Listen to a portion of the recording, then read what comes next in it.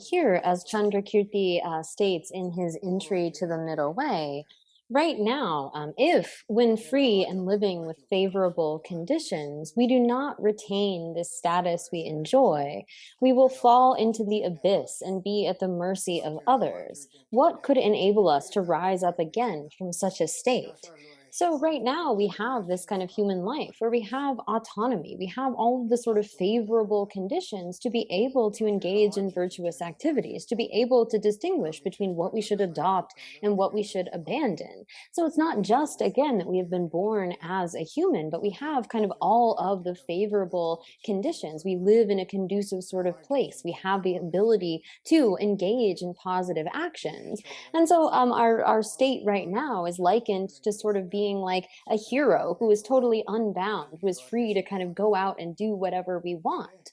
But if we, instead of engaging in positive actions and abandoning the causes for lower rebirths, the causes for birth in the three lower realms, being those kinds of actions that are harmful to others, the non virtuous 10 non virtues, and so forth, if we don't refrain from those and instead fall into that kind of state, it's as though it's like a heroic person, a hero that is all bound up, their hands and feet tied, and they're like left or abandoned in some kind of isolated area. There's nothing they can do. They're totally without the kind of autonomy and freedom, those opportunities that we had before.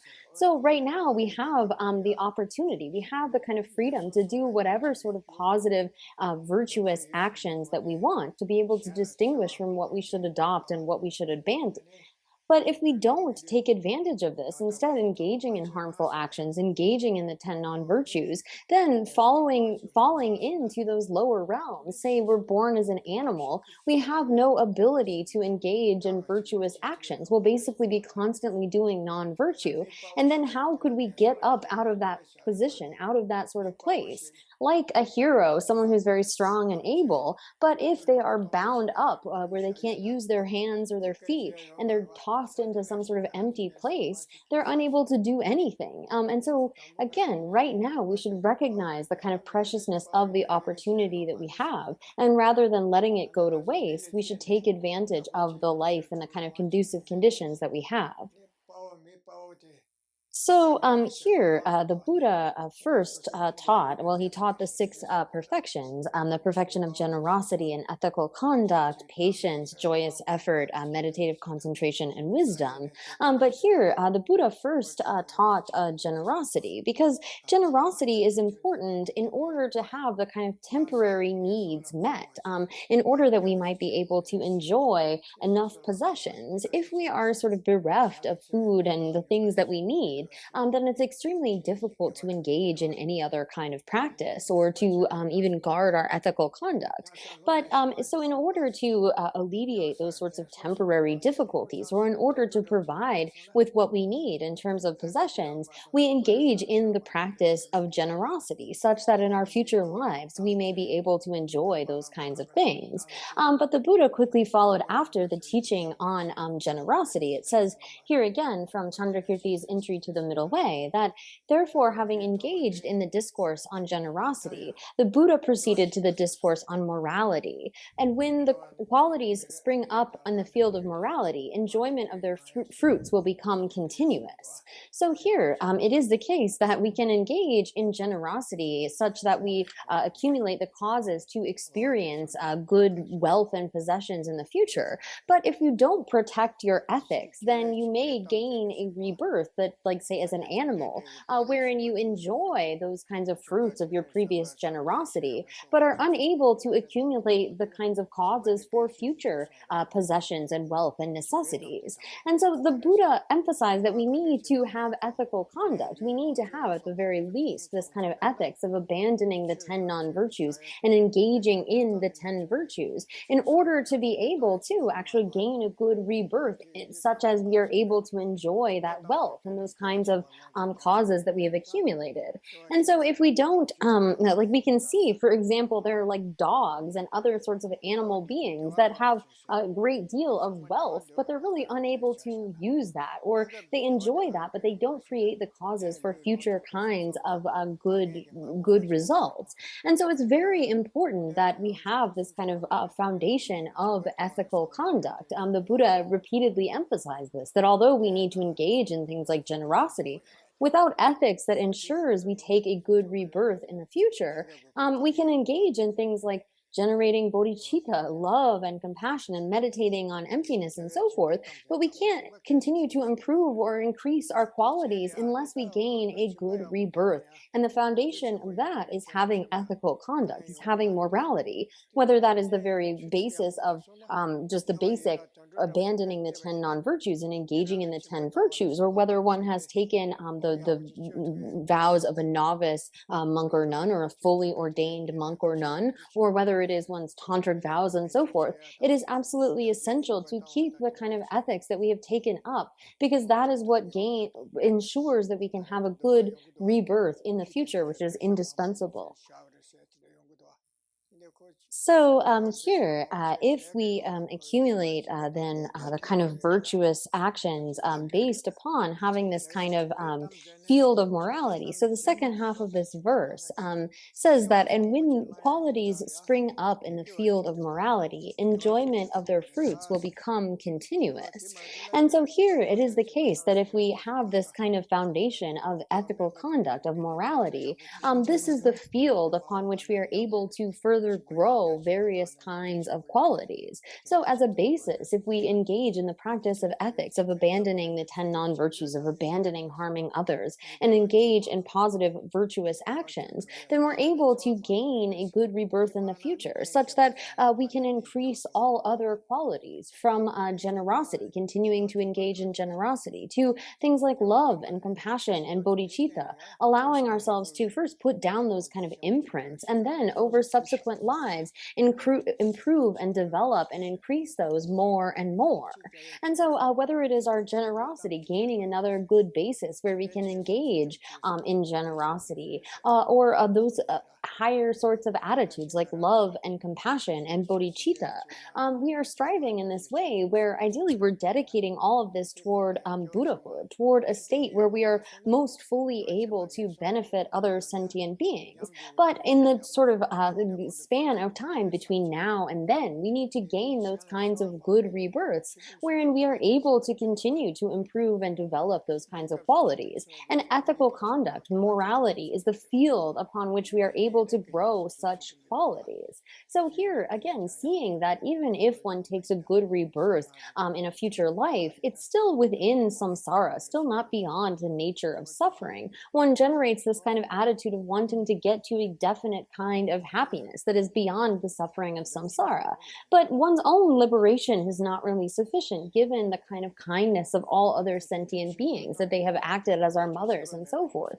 And so, not just for our own benefit, but striving to gain that kind of state of Buddhahood wherein we are able to fully benefit others, we should think that I'm going to, over the sequence of many rebirths, in stages, continue to train and practice in the six perfections and love and compassion and bodhicitta, such that I get to a state where I'm able to benefit countless beings through having fully developed the qualities of love and knowledge and my ability and so forth. And so, with that kind of attitude of thinking that the teachings that you are hearing are for that purpose and they're going toward that goal, please set your motivation for listening to these teachings. No.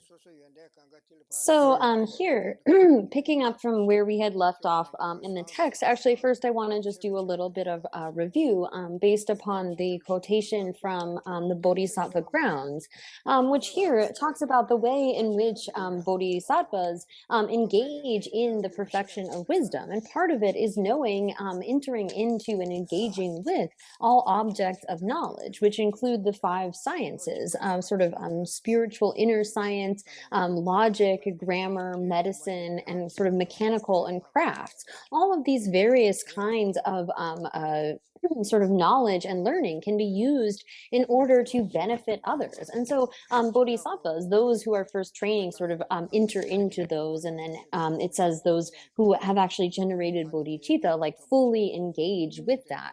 And so here we're engaging in a way in which it is striving to benefit others. This is what bodhisattvas are doing through all of these various types of knowledge. And so too, even if we like have not yet fully generated bodhicitta, we should try to emulate that by doing in whatever kind of work that we are doing so with this kind of attitude that we are doing it to benefit others. We're engaging in whatever kind of work or activity it may be in order to actually bring benefit to others. And I'll just give some examples of this in the way that, so in 1959, the Chinese took control of Tibet. And so there was at that time a fellow scholar at Drepung Losling. We called him Ami. And he was really well learned. He was very good in his studies and his book. And so a number of years later, in like 1989, someone from our same sort of monastic house, Kuncho Tenzin, arrived in Dharamsala. And I asked him about our old classmate Ami, and told me that Ami had taken up work in this kind of mine where they're like making cement, basically mining stones and smashing them and making this into cement. And so a lot of monks, at the time they weren't allowed to remain in the monasteries, and the Chinese would take them to really remote places and put them on road work or really hard labor, and the conditions were often really impoverished. I mean, they had very little food, they worked to the bone and so forth. But this particular old classmate, Ami, was really sort of praised and promoted, rose through the ranks with the Chinese, in that he did his work really well. This kind of work of mining and creating cement and so forth. And so I guess Kunjo Tenzin asked him, like, well, why are you doing that? Why don't you understand what the sort of conditions are like and what they subject people to? And so why are you doing this in a way to please the Chinese or to make them happy, to get their praise? And his response was that I'm not doing it for that, but I see that this is something that benefits other people. People need these kinds of cement, these bricks, these things to be able to live and sustain themselves. And so what I'm doing is I'm undertaking this work with that attitude in mind, that this is something that is beneficial to others. So whatever kind of, you could look at those sorts of those conditions of work and think like, this is awful. You would just want to get angry, or you would just want to rebel against that kind of system. But instead, whatever kind of work we do with that good motivation that's really thinking about benefiting others, that becomes virtuous. And so too, I have an uncle who he used to be a monk and then was forced into doing like field work in Tibet. And later, when he came to India, I was able to meet with him. And same thing with him. There was a time in like 1962, 1963, when there was a great famine in Tibet. People suffered horribly. You could not go buy food from anywhere. There was no way to get what you needed. I mean, people were like trying to like smash up leaves and eat them, or leather, or things that were totally rotten. I mean, it was just an awful experience. And so later, when he was, forced by the Chinese to do farm work, he did it in this way where he was really focused. He had that feeling in mind of like, I'm doing something that is giving food to people, that is feeding and sustaining people. And that kind of attitude of wanting to benefit them made him engage in this work in a way where he's really productive. Again, the Chinese were looking at him and sort of praising him and promoting him and so forth. But that's not why he was doing it that way. It's recognizing that it's to benefit other people. And so recognizing that now in our society, I mean, previously in Tibet, families could live very much as sort of independent entities. They raised their own animals and raised their own crops. They made their own food and so forth in this sort of unit. They didn't need necessarily a lot of things from outside people. But our life is not like that anymore. Whatever kind of things that we get are normally from the hands of others. And so whatever sort of work you engage in, if you do so with this kind of beneficial attitude of thinking that I want to do this to benefit others, that way it can become virtuous, and our actions can become such that they are emulating the kind of practice of bodhisattvas. No, no. So here then picking up in the text where we had left off, and I believe this is on page 14 in this English version.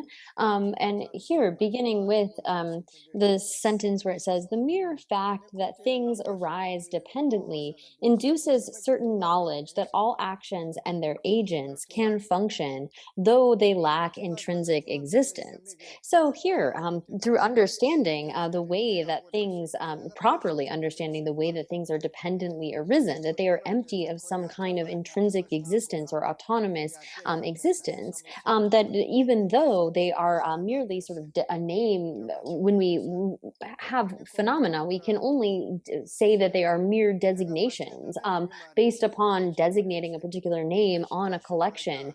In dependence upon that, we can say that all things can function, all actions and their agents can function, even in that lack of intrinsic existence. So that knowledge that things are empty of intrinsic existence overcomes the eternalistic view that things have intrinsic existence.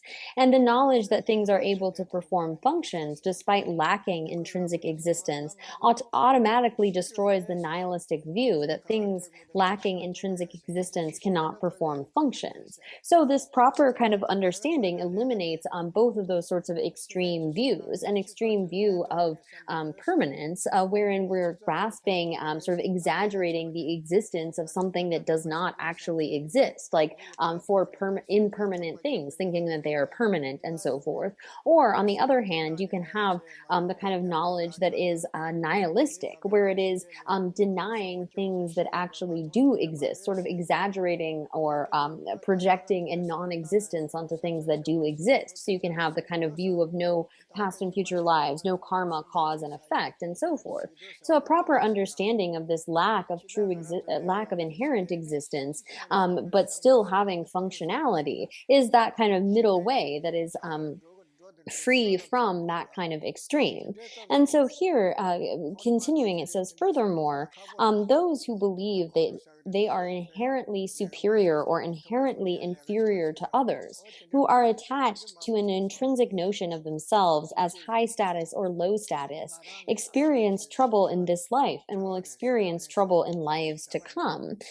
So here, in terms of like, especially in India, it used to be that the sort of son or a child of a family would naturally follow after the kind of profession of the father, or you have a very sort of, they pay close attention to the ideas of caste and rank and where you fall. And so if you think of that sort of high or low status, that is intrinsically existent, that you have a sort of intrinsic idea of oneself as being either of a high status or a low status, this will lead to trouble in this life and trouble in future lives as well. But those who think that their high status or low status, or their particular occupation is a dependent arising, either in a coarse or subtle sense, and in accordance with this understanding, make timely effort to adopt what needs to be done and cast aside what needs to be abandoned, will easily achieve happiness and well being in this and future lives. So, here, this kind of attitude, wherein we recognize that things are only sort of dependent, that they are designated in dependence upon one another, exist in a kind of interdependent origination, as opposed to having the kind of autonomy or intrinsic existence that we normally sort of have. If we have that kind of attitude, there's no belief that we can change, that we can improve, that we can sort of adjust anything. If you have that kind of intrinsic nature, either as high status or low status or whatever it may be. But if instead one recognizes that these things are dependent arisings, even if it's in a more coarse kind of sense, this means that one sees that things happen only due to the effort of one's own actions. So you have to make an effort. The happiness of this life and future lives is dependent upon one's own effort. It isn't sort of dependent upon, as it continues here. Thus, the teacher explained to his disciples that the mind of a supreme deity could not create the helpful or harmful things that are the basis for our joy or sorrow. So, here again, it's dependent upon our own creation of causes and conditions that we can improve, that we can change. It is up to us. We are sort of the principal one here. It is not due to the sort of mind of a supreme deity or something that help or harm comes to us, but rather we are the basis of our own joy and sorrow. So here, then there are those again that think the teacher explained to his disciples that the mind of a supreme deity could not create the helpful or harmful things that are the basis of our joy or sorrow. So he also taught that they things are not produced causelessly from a principal nature or a permanent entity called time. So here, there are those in the context of the Indian kind of tenet holders at the time of the Buddha who asserted that things arise causelessly. The sort of hedonists or the Charvakas who would say that there is no kind of cause to the universe or to anything. These are just things just kind of come about. And they would assert that there are no past and future lives, there's no karma, it's just sort of the nature of things, but we can't point to any specific cause. They would identify things as being causelessly, but yet that kind of is the nature of things to come into existence. So here, that's the sort of idea of things as being causeless. And then there are those that would assert that there's sort of a principal nature as being the way that things come about. And so the Samkhyas, generally speaking, they accepted this idea of like a principle or sort of a substrate of all of the universe, something that acts as a cause that is not itself caused, but is kind of the thing that creates, that causes all of the environment and the beings within it, and so forth. So their assertion that there is no cause for such a sort of principal nature is that if you had to have a cause for that, then you would have to have a cause that caused that thing, and so forth, and would go on endlessly. Now, Buddhists would say that it's not possible for something to just suddenly, abruptly, with no cause, come about. Where does that principle sort of source, that principal nature come from? One would need to answer that. But here, according to the Samkhyas, this, along with the sort of 25 other categories of phenomena, this is the cause for everything, but it does not itself have a cause. Now, there are others who would assert that there is something like a permanent entity called time that is what produces various phenomena. So here, according to Buddhists, time is impermanent. It is something that acts as a cause. Like when we plant crops, the thing that leads to their ripening is the passage of time, and time thus acts as a cause. It's not considered to be something permanent. But here, other particular tenant schools would assert that time is permanent and yet acts as a cause for all the various things that come about. In this way, there are sort of assertions that the Buddha is teaching against, for example, that things are arisen causelessly or from a principal nature or from a permanent entity called time. Mm. So here, then it is the case again that the Buddha teaches. Rather, he said they arise dependently, based upon their respective causes and conditions. And so here, things arise in this kind of dependently originated way. It is, for example, and when it comes to the external kind of reality we live in, due to the coming together of various particles that we have, sort of coarse forms and so forth. And here, one needs to again understand that when we talk about sort of atoms or particles, these schools accept that there are some kind of atoms, but when you search for them, there's not some sort of permanent kind of partless particle that are the building blocks, these kind of permanent entities or permanent partless particles that act as the kind of building blocks where there's no sort of directionality to those various particles. It's not that kind of situation. Here, when we say that various Buddhist schools accept the sort of coming together of various atoms or particles, we should recognize that there, even those who don't accept the existence of partless particles may use that kind of language. So here, when it comes to the way that things are dependently originated, they arise dependently based upon their respective causes and conditions. So here, when it comes to the way that things arise through causes causes and conditions, it has to be particularly a concordant cause. And here, when we use the two terms cause and conditions, the cause is really referring to the substantial cause. And again, that's a technical term, so don't get caught on that sort of substance thing. But this Nyerlang Yigu, which is the substantial cause, like for example, if we have a seed of barley, like that particular grain, and we're using that to plant in order to get a sprout, that acts as the substantial cause. And all of the kind of things like the water and the soil and the fertilizer and the heat, those are all the kind of coordinating conditions. So there are times when we use the word cause in a more general way to refer to both of those. But when you hear here together, cause and condition, it's really referring to the substantial cause and those kind of coordinating conditions. And so something that is permanent can't act as a cause. Again, this teaching eliminates any misconception of how things are produced and illuminates how they actually are. And so when it comes to, again, if there was some sort of permanent thing, that couldn't act as a cause, it can't connect with any sort of result or have any kind of efficacy. If that permanent cause is always there, like say for a tree, then that tree would always have to be produced in all places at all times. Or if it's causeless, you still run into the same kind of issues. It's just it doesn't depend upon a cause. So what is to prevent it from arising in all places at all times?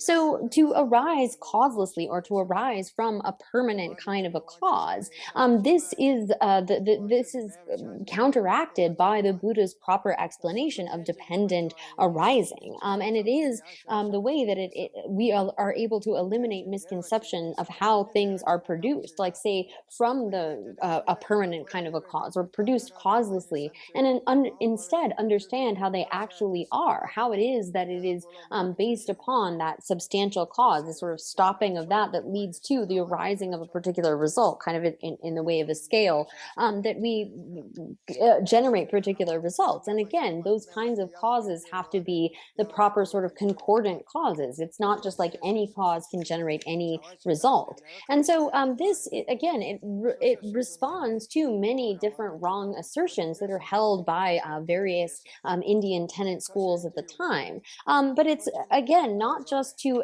eliminate their misconceptions or to argue with others, but rather, as it explains here, this kind of explanation of how it is that things arise. So here it says, accordingly, it is principally up to yourself to clear away the suffering that you do not want and to achieve the happiness that you do want. The teaching of dependent arising is the Buddha's unsurpassed act of skillful means to help you understand what you should do in order to eliminate suffering and to achieve happiness. So the Buddha is not just teaching this in order to eliminate the sort of wrong conceptions of other systems, not just teaching us the sort of inner dependent origination that relates to particularly the 12 links of how ignorance gives rise to karmic formations and consciousness and so forth, but and also external dependent origination, the sort of arising of the environment and so forth. This isn't taught just in a way of like refuting others' conceptions or assertions, but rather because this is the way in which we are able to determine our own kind of happiness and suffering. It's not as though someone else is sort of in control of this or forming, creating what we are going to experience, but rather we are the principal, the primary one who has control over our own suffering and happiness. So again, this is taught not just for the sake of refuting others, but really in order that we might have the proper kind of methods to eliminate our suffering and achieve our happiness. Um, so here, this first section is then the sort of way in which we seek reality by means of the Buddha's teachings on dependent arising. So here, it's actually like more specifically how we search out the view. And so the view can refer to many different kinds of things, but really it's getting at the sort of the way that things are. And it is from this kind of teaching on dependent arising that we can come to an understanding of the way that things are in terms of their being impermanent. All things that are conditioned are impermanent, and all of those things that are contaminated, that are conditioned by our ignorance and our various afflictions and so forth, are in the nature of suffering. And so it is in this way that we can, by searching out, or by sort of using this understanding of the kind of investigation of cause and effect, to understand the way that things actually are. So here it is, when we begin to, I mean, most other sort of schools or philosophies would say that something is arisen either from itself, it comes about just sort of due to the own causes that it has within itself, or that it comes about from an intrinsically existent other. Or again, we have those kinds of views that see things as arising causelessly, or from causes that are somehow permanent, and so forth. But according to the Buddha's teachings, in terms of what will come to be in the future, when we examine the way that things actually are, we can know that based upon the various causes. So when we are talking about sort of investigating the nature of things, searching out the view in terms of the way that things exist or the way that they are, we should do so by way of investigating cause and effect. And really, our kind of knowledge of cause and effect is such that we can really see the way things come about. We can know from our own direct experience and from inference based upon that, that when we engage in positive and good kinds of causes, those are going to lead to good results. And so it is, again, based upon this teaching of dependent origination that we can come to sort of know how it is that we achieve our own happiness, or how it is that we eliminate the kinds of sufferings that we experience, based upon investigating into the nature of things, which really means looking at the kind of way of cause and effect. So here there is a verse which says that this teaching of dependent origination is able to eliminate all kinds of the sort of web or the nets of wrong views, because this teaching of dependent origination eliminates that kind of misconception that things arise causelessly, or that they arise from some kind of a permanent creator, or sorry, a permanent cause, or that they arise from the thought, the intention of a creator, or that there's somehow sort of arisen without any kind of cause or permanent cause. All of those kinds of wrong views are eliminated through this proper understanding of dependent origination, of looking at causality. And so we, based upon this kind of understanding of causality, it gives us a kind of understanding of our own ability to create what will happen in the future. Whatever kinds of experiences we are going to have in the future are dependent upon the kind of causes that we are creating now. And this gives us the ability to see that we can change things. So when we examine, again, by looking at dependent origination, this helps us to understand the way that things are in terms of their being impermanent. So first of all, things don't remain for even a moment. They are constantly subject to causality, such that they're not static or remaining. So therefore, through this kind of teaching of dependent origination, one can understand impermanence. And then from that, by looking at what kind of causes we are experiencing in terms of there being, we're under the control of our karma and afflictions, and thus the kind of results that we experience are in the nature of suffering. So all of the various faults, the kinds of sufferings of birth, aging, sickness, and death, all of the kinds of things that we sort of experience without control are really because of the fact that we are under the control of our karma and afflictions, those causes that we have previously created that lead to our current suffering. And so here again, this kind of situation that we are in terms of our suffering, is described as being sort of the basis to feel a kind of depression or a renunciation. So again, when we are using dependent origination and this understanding of causality to establish these kinds of things, it is the case that yes, we are sort of discouraged or depressed with the kind of life that we have right now, given that it is within the nature of suffering that we have to experience birth, birth, aging, sickness, and death, and so forth. But here, it's not the case that we should just sort of like, oh well, this life that I have is the basis of suffering, so just forget about it. I'm not going to take care of my health self. I'm not going to think about my health. I'm not going to pay attention to this at all, because there is a verse which explains that it is on the basis of this kind of body that we are able to accumulate a great deal of virtue. So it's not right that we be incredibly attached, kind of grasping and clinging for this sort of life that we have, or this body that we have that is really sort of like this pit of suffering. But it is on the basis of this body that we are able to accumulate a great deal of virtue. So although we can see our enemy, sorry, our body as being like an enemy, if we didn't have this kind of basis, then we wouldn't be able to engage in a great undertaking of virtue.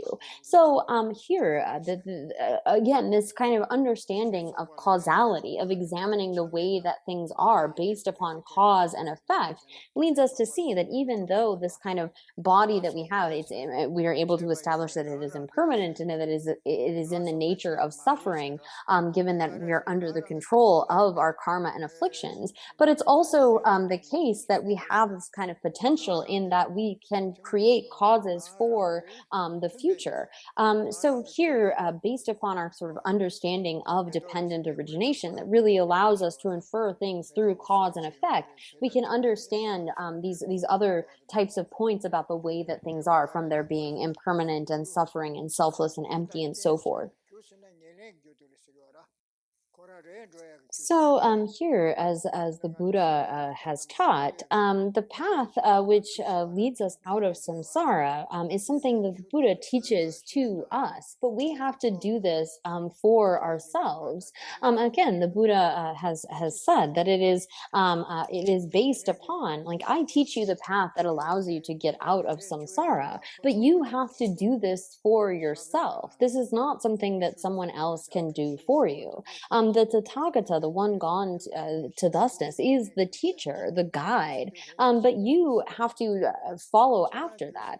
The Buddha is teaching based upon his own experience. But again, as another kind of text says, it's not as though the Buddha can just eliminate all of your sufferings, that the Buddha has that kind of power. As the famous verse says, a Buddha can't wash away your negativities with water. He can't sort of remove your suffering with his hands. He can't pass along his realizations to you, but rather through teaching the way that things are, through teaching reality, you're able to be freed.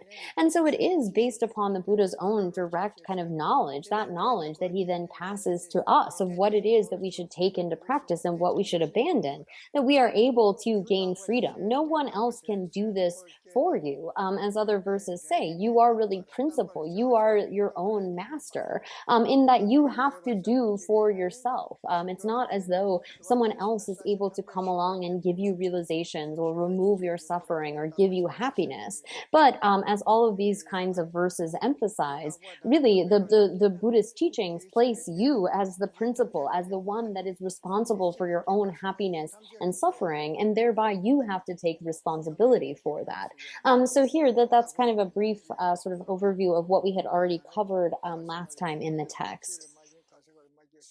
So here, again, picking up in the text, and some of the, I'll try to send along for those who are interested in the Tibetan, but there are different sort of subheadings sometimes for some of these various sections. So this is beginning this sort of purpose, the reason why we use this term dependent origination.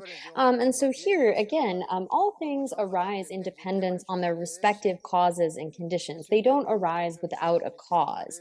And they do not, and not just any cause can produce any effect. Rather, when the causes and conditions endowed with the specific and particular potential for producing each phenomena come together and undergo a sequential transformation, the effect arises. So here, earlier, there had been a quotation from the Pramanavartaka, which I believe I forgot, which is basically refuting this idea that things could arise either causelessly or from some sort of a permanent cause like time, because it explains that if it were the case that something had a permanent cause, then it would have to arise at all times. If it's always got the cause there, then that thing would have to arise at all times. Or if we say that something has a sort of permanent cause, it would also have to arise in all places. We wouldn't have sort of a certain situation where you see something come about. We can determine that things are causal because, for example, you when you plant crops, they come at a particular time. If it didn't matter, if they weren't causal or they had a permanent cause, then it wouldn't be the case that they sometimes come about, like say in the spring or in the fall, or like in the fall, you're able to harvest because it's the proper time, because the sort of causes and conditions have come about. But if it were the case that those things had permanent causes or were causeless, then they should come about sort of at any time. But it's not, that's not the case. Things don't arise causelessly, and it's the case that they need their sort of respective cause. It has to be the particular kind of cause that has the potential to give rise to a particular result. So a rice seed has the potential to give rise to rice. It doesn't have the potential for something else. And so here it is in in the context of understanding this, that we can see that the production, thus the products of both the animate and inanimate worlds need not arise in dependence upon the expressed will or thought of a divine creator, such as Ishvara, who thinks, I will cause this to arise. Rather, again, they're only able to come about. All of the sort of inanimate things as well as the animate, the beings within it, are only able to come about because of dependent origination. This eliminates the sort of ideas that are written here, like the idea that the sort of divine will brings things into existence, or it continues here. Furthermore, effects are not caused by a permanent entity called time, a permanent partless particle, or a single indivisible cause. So all causes and conditions are composite. They invariably have parts, and none of these causes and conditions can produce an effect without themselves undergoing transformation. So again, here when it comes to causes and conditions, we see that when things arise causally, that inevitably means that there's not a single individual cause. And so when we look at things like partless particles, there can't be this sort of single final permanent indivisible sort of cause that leads to the production of everything. And nor is it the case that it is just the sort of stopping or the cause itself that becomes the result. No cause reaches its resultant state or is somehow transferred to its resultant state without undergoing some kind of change. So here it isn't just the sort of stopping of the cause that leads to the result. There needs to be this kind of continuity between the cause and its particular result. So there's sort of a transformation that needs to occur. It's not that the cause just becomes the result or that it transfers somehow, but there needs to be transformation within that cause, such that the effect is able to arise. So continuing here, moreover, it is not the case that the causes and conditions cease and then the effects somehow arise. Again, we need to have this sort of continuity. Nor is it the case that the continuum of the causes ceases and thereafter the effects arise. There needs to be that continuum. Instead, the cessation of the causes and the production of the effects are simultaneous and connected without any cessation of the continuum. So here we can think about this like one would think about a scale, sort of where you have two sides. When one side goes up, the other goes down. There's a simultaneity to that. So too, when it comes to our understanding and investigating causes and conditions, it's not the case that a cause just stops or that it transfers to the effect, but rather, like the sort of sides of a scale going up, there's a transformation happening, a continuity between that cause and its particular result that it has the ability to generate. So here, I think I forgot from the earlier section that again, here, when one is eliminating these four kind of types of production that are espoused by others, like things arising from no cause or things arising from a cause that is itself or an intrinsically existent other, when one refutes those four types of production, it's not as though then no production is the sort of intended outcome of that, but rather the Buddha asserts that things are instead dependently originated, dependently produced, and thereby that's how they come into existence. It's not that there is no production.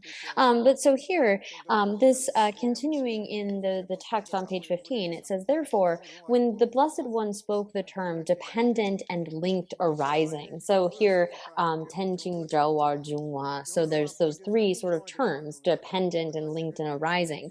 He was using dependent or dependent on causes and conditions to refute the view of objects being produced causelessly and being established independently. So this term of dependent, like being reliant or dependent upon something else, refutes the idea that things could be established independently or not have any sort of cause. And then he used the term linked, connected, to refute the view that things arise from a discordant cause, an enduring, changeless cause. So again, the cause has to be concordant with the result, which in this case means that it needs to be impermanent, something that is subject to transformation. To say that there is a permanent cause, it would have to always be causing or never bring things about. And then finally, we have he was using arising to show that effects are not completely non-existent, nor are they independently established. Rather, they fully arise from their own causes and conditions dependently. So here, the importance of this term arising is that there's not that there's nothingness or things don't come into being, but rather they do come into being, they arise, but in a dependent and linked kind of way.